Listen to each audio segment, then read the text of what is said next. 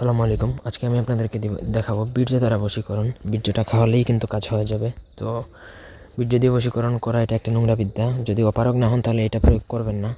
এটা অনেকে করে স্বামী স্ত্রীর জন্য প্রয়োগ করা যায়, তবে যার জন্যই করেন না কেন অপারগ না হলে এই ধরনের বিদ্যা প্রয়োগ করবেন না। প্রথম থেকে ভিডিওটা শেষ পর্যন্ত দেখবেন। আমার চ্যানেলটা সাবস্ক্রাইব করবেন। ব্যক্তিগত যে কোনো কাজের জন্য স্ক্রিনে দেওয়া নাম্বারে সরাসরি ফোনে বা হোয়াটসঅ্যাপে যোগাযোগ করে যে কোনো কাজ করাতে পারবেন। দেশে বা দেশের বাইরে থেকে স্ক্রিনে আমাদের 2টা নম্বরই দেওয়া আছে। তো যে নকশাটা দেখতে পাচ্ছেন, আপনাকে এই নকশাটা বীর্য দ্বারা লিখতে হবে। এটা কিন্তু কুফরি হবে, আগেই বলে দিচ্ছি, কিন্তু কাজও করবে। কিন্তু কুফরি আমি বলছি যে কেউ কুফরি করবেন না।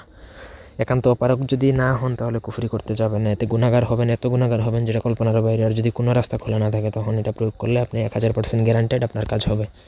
স্ক্রিনে দেওয়া নকশাটা আপনাকে লিখতে হবে বীর্য দ্বারা।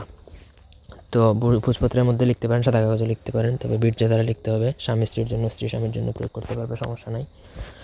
তো এটা লেখার শেষে প্রথম নামের জায়গায় স্বামীর নাম অথবা তার পিতার নাম, মানে ছেলের নাম বা ছেলের বাবার নাম, দ্বিতীয় অথবা মেয়ের জন্য করলে তার নাম এবং তার মায়ের নাম লিখবেন। তারপরে সেই বীর্য দ্বারা লেখা তাবিজটা যে কোনোভাবে পানিতে বা শরবতে গুলিয়ে কাঙ্ক্ষিত ব্যক্তিকে খাইয়ে দিতে পারলেই আপনার কাজ হয়ে যাবে, একদম 1000% গ্যারান্টি। এটা শত সহস্রবার পরীক্ষিত।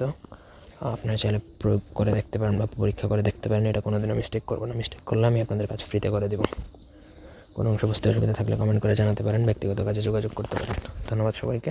আল্লাহ হাফেজ।